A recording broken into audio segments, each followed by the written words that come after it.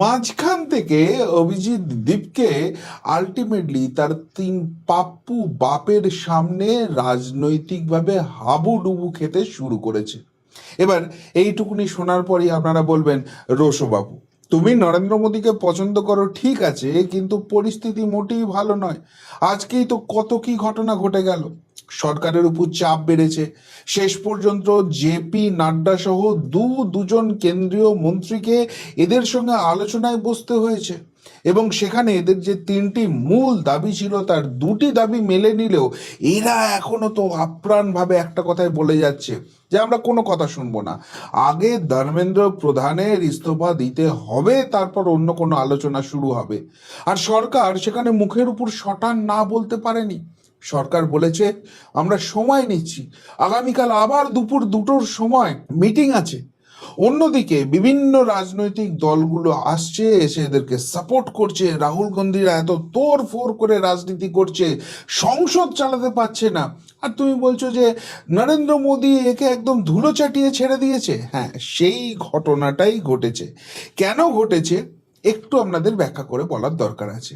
দেখুন, এদের যে আন্দোলনটা ছিল সেই আন্দোলনটা কার্যত এখন মেদা হয়ে গেছে, এবং যে পাবলিক সেন্টিমেন্ট এদের সঙ্গে এতদিন কাজ করছিল, কেননা এটা প্যাকেজিংটা খুব ভালো করেছিল যে এটা একটা ছাত্র আন্দোলন হচ্ছে। এবার ছাত্রছাত্রী তো প্রত্যেকের বাড়িতে রয়েছে, সুতরাং আমার বাড়ির ছেলে মেয়ের উপরেই অ্যাটাক হচ্ছে, এমন একটা সাধারণ মানুষের কিন্তু কনসেপ্ট তৈরি হয়েছিল। ফলে এরা প্রচণ্ড রকম সহানুভূতি পাচ্ছিল, কিন্তু সেই জায়গাটাকে কার্যত গঙ্গায় ভাসিয়ে দিয়েছেন, যমুনা তোড়ে উড়িয়ে দিয়েছেন নরেন্দ্র মোদী। কেননা গতকালই পরপর যে সিদ্ধান্তগুলো তিনি নিয়েছেন তার সামনে এরা থলকুল খুঁজে পাচ্ছে না। প্রথমেই নরেন্দ্র মোদী যেটা করেছেন যে ফাস্ট ট্র্যাক কোর্ট, এটাকে আমি চালু করছি। 3 মাসের মধ্যে এই ধরনের কোয়েশ্চেন লিক হলে তার সলিউশন হবে, তার বিচার হবে, সেই জায়গাটা তিনি এনশিওর করেছেন। এবং তার থেকেও গুরুত্বপূর্ণ যে যে কাজটা তিনি করেছেন, তিনি বলেছেন এই নিয়ে এবার অত্যন্ত কঠোর শাস্তি ব্যবস্থা আসছে। 1 কোটি টাকা জরিমানা, জেলের পরিমাণ বাড়বে, এবং এইটা তিনি মন্ত্রিসভার বৈঠকে প্রথমে আলোচনা করবেন। তারপর এই যে সংসদে এখন মনসুন সেশন চলছে, বাদল অধিবেশন চলছে, সেইখানেই এই বিলটাকে তিনি পাশ করিয়ে নেবেন। আর এটাই তো ছিল সব থেকে বড় মাস্টার স্ট্রোক। কেননা দেখুন, এবারে যে বাদল অধিবেশনটা চলছে সেখানে গুরুত্বপূর্ণ প্রচুর বিল আসার কথা আছে। ইতিমধ্যেই আমরা 5টা বিলের কথা শুনছি, যার মধ্যে FCR এটা হচ্ছে সব থেকে মারাত্মক বিল, যেটাতে এই সোনম ওয়াংচুক থেকে শুরু করে যারা বিরোধী রয়েছে তাদের বলতি বন্ধ হয়ে গেছে। ওই বাইরে থেকে প্রচুর পরিমাণে বিদেশি টাকা নেওয়া হবে, আর সেটা দিয়ে ভারতীয় রাজনীতিকে প্রভাবিত করাতে হবে, ভারতীয় নির্বাচনকে প্রভাবিত করা হবে, সেই জায়গাটা বন্ধ হয়ে যাচ্ছে। এত নাটক, এত সবকিছু হচ্ছে, সেটা তো শুধুমাত্র ওই FCR বিলটাকে আটকাতে, এছাড়াও অন্যান্য বিলগুলো রয়েছে, ওয়ান নেশন ওয়ান ইলেকশন, এইগুলো তো সব আসার পরিকল্পনা রয়েছে, দেখা যাক শেষ পর্যন্ত কি হয়। কিন্তু যেটা মোদ্দা কথা হচ্ছে যে নরেন্দ্র মোদী বা সরকার এই স্টেপটা নেওয়ার ফলে এখন বিরোধীদের হাতে আর কোনো অপশন রইল না যে সংসদকে আর চলতে দেবে না। কেন?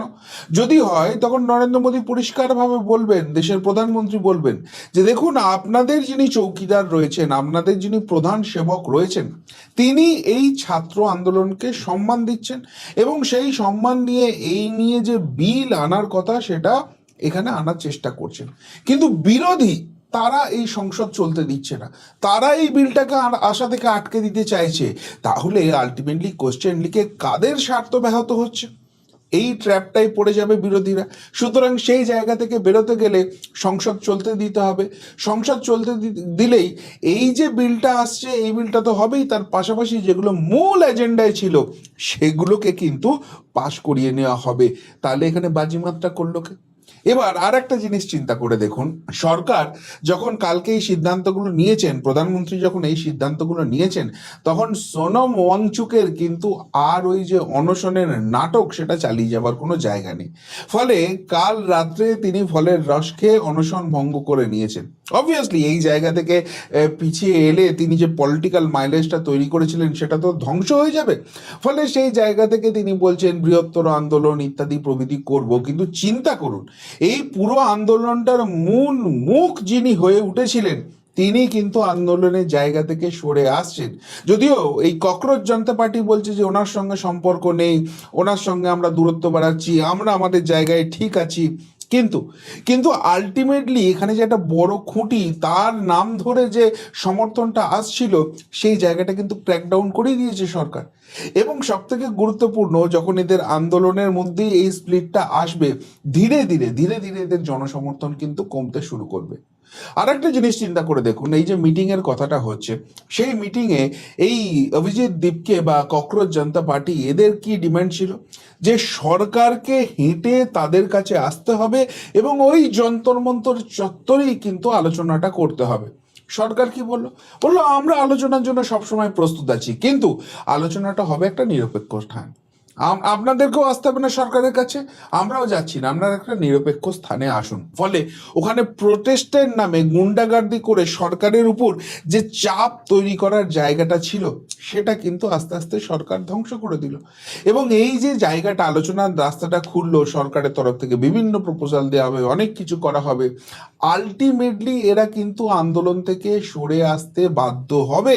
আর সেটা যদি এরা না করে, এরা যদি এই ধ্বংসাত্মক আন্দোলন কন্টিনিউ করে, তাহলে এই ছাত্র আন্দোলন বলে যে যে সেন্সিটিভিটিটা ক্রিয়েট করছিল, যে সাধারণের সমর্থনটা তৈরি করছিল, সেটা কিন্তু পুরোপুরি এদের বিপক্ষে একদম চলে যাবে। এবার এই যে জায়গাটা তৈরি হচ্ছে, এখানে কি কোথাও মনে হচ্ছে সরকার চাপে আছে? যেরকম বাংলাদেশ হয়েছিল, শ্রীলঙ্কা হয়েছিল, নেপাল হয়েছিল, সেরকম কোনো একটা জায়গায় এই আন্দোলনটা পৌঁছতে পারবে? সুতরাং এই নরেন্দ্র মোদী সরকারের গত 12 বছরের জামানায় এটা সব থেকে ডেঞ্জার একটা জায়গা, জোন বলতে পারেন, যেটা সরকারও কিন্তু জল মেপে নিচ্ছিল যে এই ধরনের ঘটনা ঘটলে আমরা কিভাবে ট্যাকেল করতে পারি। সেটা খুব ট্যাক্টফুলি কিন্তু করা গেছে। কিন্তু এই সব যখন হচ্ছে, এই আন্দোলনটাকে অ্যাকচুয়ালি তো ক্রিয়েট করা হয়েছিল পলিটিক্যালি মাইলেজ নেওয়ার জন্য। এর পেছনে অনেক গভীর গেম আছে, বিদেশি ফান্ডিং আছে, ভারতের বাইরে বসে থাকা সেই সব শত্রুপক্ষ আছে যারা ভারতকে টুকরে টুকরে করতে চায়, যারা চায় নরেন্দ্র মোদী সরকারটা চলে যাক। আবার যেরকম 2014-র আগে ভারতবর্ষের উপরে এরা মৌরসি পাট্টা করতে পারত, ভারতের অর্থনীতিকে ভেঙে এদের ঘর চলতো, সেই জায়গাটা করতে পারে। অনেক কিছু আছে, সেটার কিছুটা ব্যাখ্যা আমি গতকালের প্রতিবেদন আপনাদের জানিয়েছিলাম। কিন্তু মূল এই দেশের যেসব সাঙ্গ পাঙ্গ উপাঙ্গরা তিরিং বিরিং করে লাফাচ্ছিল, তাদের তো অনেক পলিটিক্যাল অঙ্ক ছিল। অভিজিৎ দীপকের যে পদ্ধতিতে এখানে এই আন্দোলনটাকে টেনে নিয়ে গেছে, সেখান থেকে সন্দেহ জাগছিল যে এটার সঙ্গে কোথাও গিয়ে আম আদমি পার্টির একটা যোগ আছে। কেননা অরবিন্দ কেজরিওয়াল হয়ে ওঠার আগে অবধি যেভাবে আন্দোলনকে নিয়ে গেছে, এই আন্দোলনের ছত্রে ছত্রে ছত্রে ছত্রে সেই ছবিটাই কিন্তু দেখা গেছে।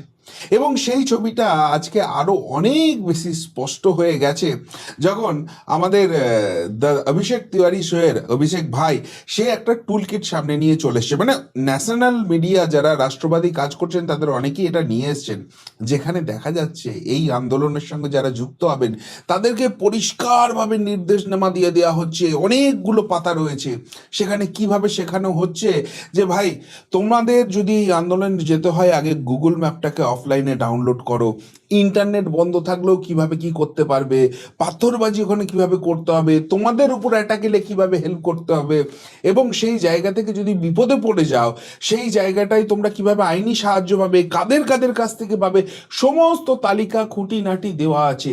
এত ডিটেল ওয়েতে এটা কোনো বড় মাথার খেল না থাকলে, শুধুমাত্র আবেগ থেকে তৈরি হওয়া ছাত্র আন্দোলন থেকে এটা হয় না। সুতরাং এখানে অরবিন্দ কেজরিওয়ালের একটা ছায়া দেখা যাচ্ছিল, কিন্তু অরবিন্দ কেজরিওয়ালই যে এটার মূল মাস্টার মাইন্ড, সেটা তখন প্রতিপন্ন হয়ে যায় যখন এই আন্দোলনটা একদম ধ্বংসাত্মক জায়গায় এসেছে, ফুটেজ খাওয়ার জায়গায় চলে গেছে, তখন অরবিন্দ কেজরিওয়ালের এন্ট্রিটা হয়েছে। ভালো করে ভেবে দেখুন, এই যে আন্দোলনটা শুরু হলো, এদের প্রচুর পরিমাণ ফলোয়ার আমরা সোশ্যাল মিডিয়ায় দেখলাম। এবার সেটাতে কি লোকে ভাবতে শুরু করলো, তাহলে ভারতের জেনজি বিপ্লব শুরু হয়ে গেছে। কিন্তু আজকের দিনে সোশ্যাল মিডিয়ার সাপোর্ট দুটো জায়গা থেকে আসে। এক হচ্ছে, যদি আপনি পয়সা ফেলতে পারেন, রাতারাতি আপনার প্রচুর পরিমাণ ফলোয়ার্স হয়ে যাবে, বিভিন্ন সংস্থা আছে এগুলোকে জুটিয়ে দেওয়ার জন্য। আর দুই, ভারত বিরোধী শক্তি যারা ভারতের আশেপাশেও বসে আছে বা ভারতের মধ্যেও বসে আছে, তারা কিন্তু এইগুলোকে প্রচণ্ড রকমের রকমের সাপোর্ট করে, সুতরাং তাদের কাছ থেকেও সাপোর্টটা পাওয়া যায়। ফলে সোশ্যাল মিডিয়ার এই জায়গাটা তৈরি হলো। এখান থেকে কিন্তু এদের কোনো রকম কোনো সংগঠন ছিল না, এবং যখন দিল্লিতে যন্তর মন্তরে এসে এরা সংগঠনটাকে শুরু করলো, আন্দোলনটাকে শুরু করলো, তখন ওই হাতে গোনা 2,500-3,000 লোক আছে। এখন দিল্লিতে এই ধরনের ধর্ণা কর্মসূচি বিভিন্ন রাজনৈতিক দল যেহেতু রাজধানীতে এসে করে, সেটা সাপ্লাই দেওয়ার একটা বড় চেন আছে, একটা লাইন আছে, সেখানেও পয়সা ফেললে এই জিনিস হয়।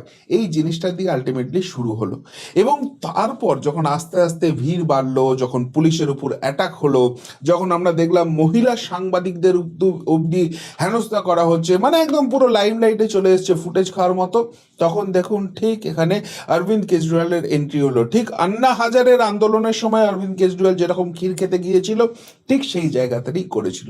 আসলে অরবিন্দ কেজরিওয়ালের কোনো রকম কোনো অপশন ছিল না। অরবিন্দ কেজরিওয়াল কট্টর ইমানদার এই ক্যারেক্টারটা নিজের তৈরি করতে চেয়েছিল, কিন্তু দিল্লি ইলেকশনের পর এই জায়গাটা এস্টাবলিশ হয়ে গেছে যে অরবিন্দ কেজরিওয়ালের মতো কট্টর দুর্নীতিবাজ আর কেউ হয় না। ফলে দিল্লি থেকে ধুয়ে মুছে সাফ হয়ে গেছে, ওই রাজনীতিতে তার আর ফেরা হবে না। ভারতবর্ষের প্রধানমন্ত্রী হওয়ার স্বপ্ন চুরচুর হয়ে গেছে, হাতের পাঁচ পড়ে আছে পাঞ্জাব। কিন্তু পাঞ্জাবেও যে সিচুয়েশন ক্রিয়েট হচ্ছে, 5 বছরে যে লুটপাট চালিয়েছে, পাঞ্জাব থেকেও অরবিন্দ কেজরিওয়ালের দলকে পাঞ্জাবিরা এবার লাথি মেরে তাড়াবে, সেটা নিশ্চিত। ক্ষমতায় কে আসবে, কংগ্রেস ব্যাক করে আসবে নাকি বিজেপি করতে পারবে, সেটা পরের প্রশ্ন, কিন্তু আম আদমি পার্টি ওখান থেকে চলে যাচ্ছে, এই জায়গাটা এনশিওর হয়ে গেছে। তাহলে দুটো রাজ্যে ক্ষমতায় ছিল, দুটো থেকেই যদি অরবিন্দ কেজরিওয়াল চলে যায়, অরবিন্দ কেজরিওয়ালের আর কি পড়ে থাকবে? এরপর ওই যে নাটক করবে, কান্না করবে, আমার রাজনৈতিক প্রতিহিংসা নিচ্ছে, জেল যাওয়ার সময় এইগুলো আর মানুষ খাবে না। ফলে অরবিন্দ কেজরিওয়াল ফিনিশ। তার এই ধরনের একটা ধ্বংসাত্মক আন্দোলন করা ছাড়া কোনো উপায় ছিল না। কিন্তু মুশকিল হচ্ছে, অরবিন্দ কেজরিওয়াল যখন ফুটেজটা খেতে এসছে, তখন রাহুল গান্ধী দেখছে তো মহা সমস্যার জিনিস হলো। রাহুল গান্ধীর হাতে এখন 2029-এর আগে বিশেষ কিছু নেই। তেলেঙ্গানাটা জিতেছিল, কিন্তু সেখানেও যেভাবে পরিস্থিতি যাচ্ছে হয়তো হাত থেকে বেরিয়ে যাবে।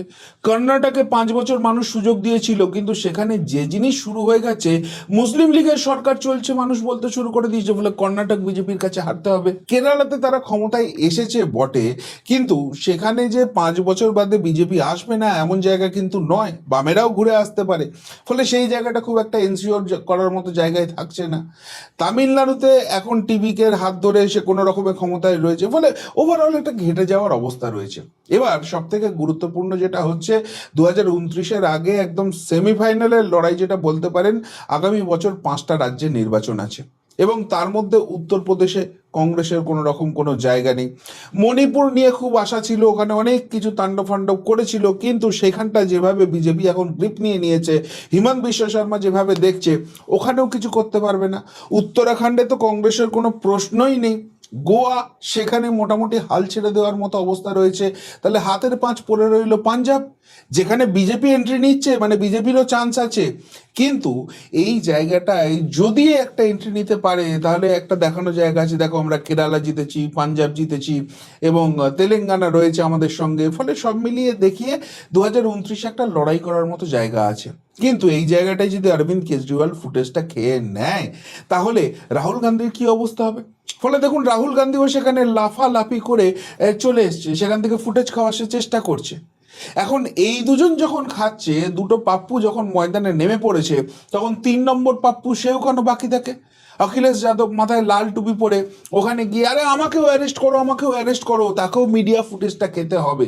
ফলে এই ধরনের রাজনৈতিক নেতারা যখন ফুটেজ খেতে কোনো আন্দোলনের মধ্যে ঢুকে পড়ে, তাহলে সেখানে যে আন্দোলনের মুখ হতে চায় একটা পুচকে ছেলে, সে আর কোনো রকম কোনো কিছু করতে পারে? এখন এটা নিয়ে আলোচনা হচ্ছে, সরকার পাত্তা দিচ্ছে, মোটামুটি মিডিয়ার একটা ফোকাস রয়েছে। এরপর কিছুদিন বাদে যখন এটা পুরোটাই ধামাচাপা পড়ে যাবে, তখন এই অভিজিৎ দীপকে কোথায় থাকবে? ফলে এই যে 3 পাপ্পুর নাচানাচি হচ্ছে মাঝখান থেকে, অভিজিৎ দীপকে সেই জায়গাটা থেকে কিন্তু ক্রমশ সরে যাচ্ছে। এবার সব থেকে গুরুত্বপূর্ণ যে বিষয়টা, এই যে আন্দোলনটা এতখানি জায়গায় গেল, সরকার সেটাকে সামাল দিতে পারলো না, আরো সেন্সিটিভলি এটাকে হ্যান্ডেল করা উচিত ছিল। এই কথা যারা বলছেন, তারা কি খুব ভালো করে ভেবে দেখেছেন যে অ্যাকচুয়ালি নরেন্দ্র মোদী এখানে গেমটা খেলতে চেয়েছিলেন এবং তিনি গেম খেলে বেরিয়ে চলে গেছেন? কেন? কেননা এই বাদল অধিবেশনের আগে দুটো মেজর ইস্যু ছিল। যেটা কিন্তু এই বিজেপি সরকারকে রীতিমতো বিড়ম্বনায় ফেলতে পারতো। একটা হচ্ছে রাম মন্দিরের চুরির ইস্যু, এবং এটা খুব সেন্সিটিভ, কেননা একে উত্তরপ্রদেশ প্রবল হিন্দুত্বের জায়গা, সেখানে রাম মন্দির থেকে এই জায়গাটা হয়েছে। মমতা ব্যানার্জিরা একটু তোলানোর চেষ্টা করেছিলেন, কিন্তু এই নিট আন্দোলন, ককরোচ আন্দোলন এইসব করতে গিয়ে সেটা কিন্তু পুরোপুরি ধামাচাপা পড়ে গেছে। ফলে হিন্দুত্বের রাজনীতিতে টোল ফেলার যে জায়গাটা ছিল বিপক্ষের সামনে, সেটা তারা নিজেরাই ধূলিসাৎ করে দিয়েছে। অন্য আর একটা ইস্যু ছিল যেটা সাধারণ মধ্যবিত্তকে ইম্প্যাক্ট করছিল, তারা এটা নিয়ে কথাবার্তা বলছিল, তাদের একটা ক্ষোভের জায়গা তৈরি হচ্ছিল, সেটা হচ্ছে ইথানল ইস্যু। সেটাও কিন্তু এই আন্দোলনের জন্য আলটিমেটলি বিষ বাঁও জলে চলে গেল। তাহলে তাহলে কি জেনে শুনে সরকার এটাকে বাড়তে দিল? হ্যাঁ, এই থিওরিটাই কিন্তু এস্টাবলিশ হচ্ছে, এবং তার পিছনে আরেকটা বড় কারণ আছে। কেননা দেখুন, জেন জি যে বিপ্লব, সেটা শ্রীলঙ্কা, বাংলাদেশ, নেপাল এই সমস্ত জায়গায় সরকার কিন্তু বদলে দিয়েছে। ফলে ভারতবর্ষেও যে এরকম একটা অ্যাটাক হবে, এরকম একটা প্রোপাগান্ডা তৈরি করার চেষ্টা করা হবে, এটার জন্য মেন্টালি কিন্তু নরেন্দ্র মোদী, অমিত শাহ ওরা ছিলেন। ফলে তারা দেখতে চাইছিলেন যে এই আন্দোলনটাকে লুজ দিলে আলটিমেটলি কতখানি জায়গায় এরা পৌঁছতে পারে, কোন জায়গায় এরা করতে পারে, সত্যি কি সরকার ফেলার মতো জায়গায় যাওয়ার মতো এদের ক্ষমতা আছে। সেই জায়গাটার জলটাই কিন্তু তারা মেপে নিলেন। সব ছুট দেওয়ার পরেও, এই আন্দোলন উত্তুঙ্গে পৌঁছে যাওয়ার পরেও কিন্তু সরকারের গায়ে খোঁচা দেওয়ার মতো ক্ষমতা এদের নেই, সেই জায়গাটা এস্টাবলিশ হয়ে গেল। ফলে যে ভয়টা ছিল, বা যে যে জায়গা থেকে যা বিরোধী পক্ষরা ভাবছিল যে আমরা এইখান থেকে খিটটা এবার খাবো, সেই জায়গাটার রাস্তাটা কিন্তু পুরোপুরি বন্ধ করে দেওয়া হলো। তাহলে এটা পজিটিভ হলো নাকি এটা নেগেটিভ হলো? এবং সব থেকে যেটা গুরুত্বপূর্ণ, এরপরে 2029 অবধি তিনটে এমন জিনিস হতে চলেছে যার সামনে বিরোধীরা কিন্তু ধুয়ে মুছে সাফ হয়ে যাবে, কোনো রকম কোনো জায়গা পাবে না। কি কি তিনটে জিনিস হচ্ছে? প্রথমেই যেটা হচ্ছে, one nation one election with delimitation.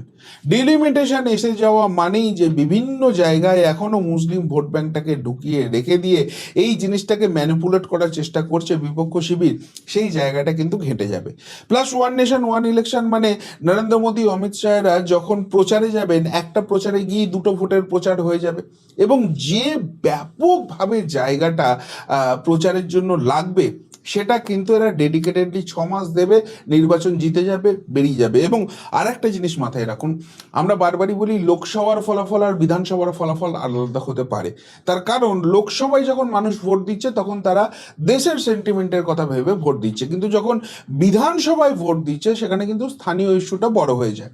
কিন্তু যখন ওয়ান নেশন ওয়ান ইলেকশন হয়ে যাবে, তখন কিন্তু মানুষ অতখানি ডিফারেন্সিয়েট করার মতো জায়গায় থাকবে কি, যে আমার রাজ্যে আমি একে ভোট দিচ্ছি আর কেন্দ্রকে ভোট দিচ্ছি, এই হাওয়াটাও কিন্তু বিজেপির ফেভারে যাবে। 2 নম্বর যে জায়গাটা হচ্ছে, সেটা হচ্ছে ডিজিটাল জনগণনা। ডিজিটাল জনগণনা দেখতে এমনি আলু ভাতে মার্কা হতে পারে, যারা একটা জনগণনা সরকার করছে তাতে কি আছে, কিন্তু একটা জিনিস ভালো করে ভেবে দেখুন, এই ডিজিটাল যুগে সমস্ত তথ্য সরকারের কাছে ডিজিটালি প্রিজার্ভ হয়ে যাবে। ফলে বিভিন্ন জায়গার ডেমোগ্রাফি কি রয়েছে, সেখানকার মানুষের প্যাটার্ন কি রয়েছে, ডিম্যান্ড কি রয়েছে, সেখানকার ইকোনমিক্যাল ক্লাস কি রয়েছে, সেখানকার কাস্টিং সিস্টেম কি রয়েছে, সব কিছু ছবিটা কিন্তু স্পষ্ট হয়ে যাবে। এবং এটা দেশের উন্নতির জন্য ডেফিনেটলি দরকার, কোথায় আমার জায়গাটা পিছিয়ে আছে তাকে বেশি করে ডেভেলপমেন্ট করবো, ইত্যাদি প্রভৃতি। কিন্তু এর পাশাপাশি এটাকে তো রাজনৈতিকভাবেও কাজে লাগানো হবে। আমি কোথায় প্রচারে গিয়ে কোন কথা বলবো, কোন জায়গাটা করে দিলে সেখানকার মানুষের মনটা জয় করতে পারবো, এই জায়গাটা তো, এই ডেটাটা পুরোপুরি হাতে চলে আসবে। এবং সব থেকে যেটা গুরুত্বপূর্ণ সেটা হচ্ছে পিওকে। আমরা দেখেছিলাম যে অপারেশন সিঁদুরের সময় পুরো ভারতবর্ষ কিভাবে ইউনাইটেড হয়ে গিয়েছিল, এবং 370 দ্বারা কাশ্মীর থেকে তুলে দেওয়ার পর সেখানে যে ডেভেলপমেন্ট নরেন্দ্র মোদী সরকার করছে, সেইটা যত দেখছে সেখানে পাক অধিকৃত কাশ্মীর এবং আজাদ কাশ্মীর, এই যে দুটো জায়গা রয়েছে, তারা তত খেপে যাচ্ছে, এবং পরিস্থিতি কার্যত পাকিস্তানের হাতের বাইরে চলে গেছে। তারা এখান থেকে চিঠি লিখছে যে আমাদের ভারত অন্তর্ভুক্তির ব্যবস্থা করা হোক, পাকিস্তানকে এতদিন বাদে ঘুম ভেঙেছে, সেখানে ইলেকশন করাতে হচ্ছে। ফলে এই যে সিচুয়েশন হয়েছে, এই সিচুয়েশনের ফায়দা ভারত নেবে না, এটা হতে পারে না, কেননা পাকিস্তান এমনিতেই খুব খারাপ সিচুয়েশনে রয়েছে। বালুচিস্তান যে কোনো মুহূর্তে স্বাধীনতা ঘোষণা করতে পারে, খাইবার পাখতুনখোয়াতে আফগানদের সঙ্গে যুদ্ধ লেগে রয়েছে, এবং পাকিস্তানের অর্থনৈতিক অবস্থা খুব বিড়ম্বনার মধ্যে রয়েছে। অপারেশন সিঁদুরের সময় যে চেনাবে জল বন্ধ করে দেওয়া হয়েছিল, সেই জল নিয়ে এদের ত্রাহি ত্রাহি রব উঠে গেছে। ফলে সবটা যদি সিচুয়েশন দেখেন, পাকিস্তান এর থেকে বেশি বিপাকে কোনোদিন পড়তে পারে না। আর সেটা কাজে লাগিয়ে যদি পিওকে ভারতের অন্তর্ভুক্তি হয়ে যায়, যেটা ঘোষিত এজেন্ডার মধ্যে আছে, তাহলে তাহলে বাকি যা কিছু হয়েছে সব কিছু ধামাচাপা পড়ে যাবে।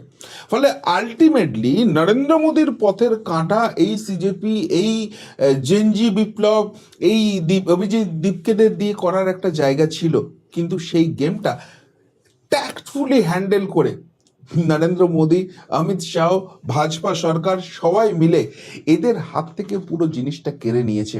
এবং সেখানে এদের সামনে ওই আন্দোলন খেলা, কিছু নাটক করা ছাড়া আর কিছু পড়ে নেই। আর সেই জন্যই বলা হয় এই মুহূর্তে আধুনিক ভারতের সর্বশ্রেষ্ঠ প্রধানমন্ত্রীর নাম নরেন্দ্র মোদী, এবং এই ভারতীয় রাজনীতির চাণক্যের নাম অমিত শাহ। তাদের সঙ্গে যখন খেলতে আসা হয়েছে, তখন বিভিন্ন